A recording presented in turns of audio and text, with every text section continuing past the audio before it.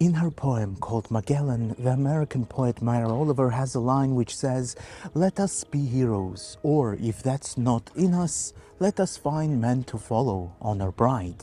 The Roman Stoic philosopher Seneca expresses the same idea in his 21st letter, which is often titled, "How Reading Can Make You Famous." He says that you and I can lead two types of lives: the life that glows and the life that gleams. He explains the difference between those two. He writes, "You know the difference between a glow and a gleam. How one gives off light from its own sure origin, the other reflects light from something else."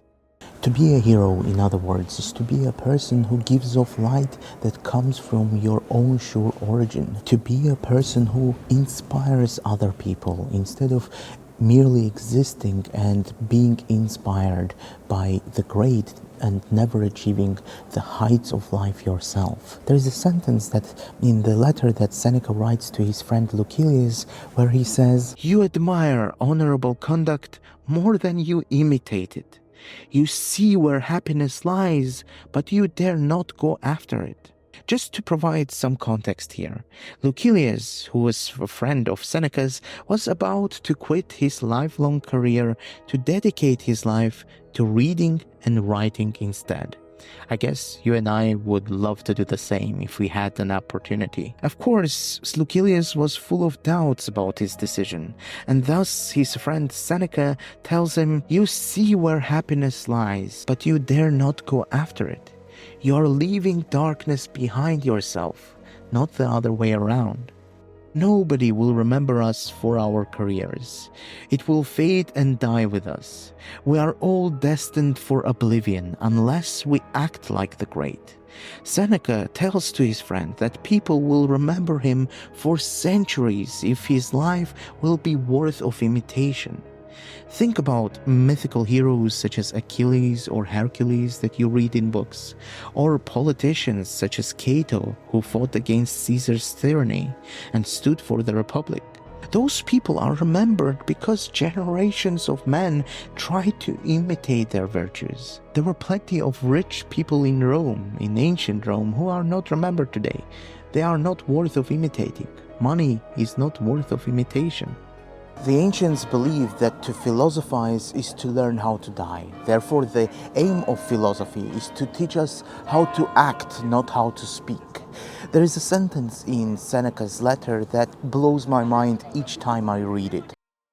"Those who have been the members and partakers of others' power have a great prestige and many visitors, while they are on their feet.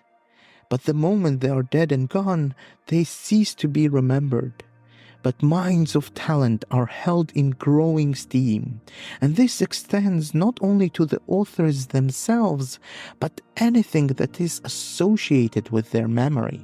We need to associate ourselves with the great. This is how we are going to be remembered. You can become great if you choose to read about the great, write about the great, imitate or act like the great. This is why Seneca tells to his friend Lucilius, "Your reading will make you famous." Reading can make you great if you not just merely admire the great, but act like them. If you don't waste time speaking about the actions that you haven't done yet, but instead act like a great, think like a great, and associate yourself to the great. Seneca himself tells to his friend Lucilius, he says, "I promise you immortality," because Lucilius is associated with Seneca, and Seneca's letters, according to himself, is going to be read for the next centuries. As you can see, Seneca wasn't a modest person, but he was right, he was correct. His letters are read for 2,000 years already. Many people are remembered because great writers wrote about them. Lucilius is one. Cicero, another Roman statesman and philosopher, immortalized the name of his friend Atticus, to whom he wrote his own letters. By the way, they are great as well, and worth of your attention. Otherwise, nobody would remember Lucilius or Atticus. They are merely famous because of their association. The question that I ask to myself, and perhaps you would like to ask to yourself as well, is who are we going to choose to be?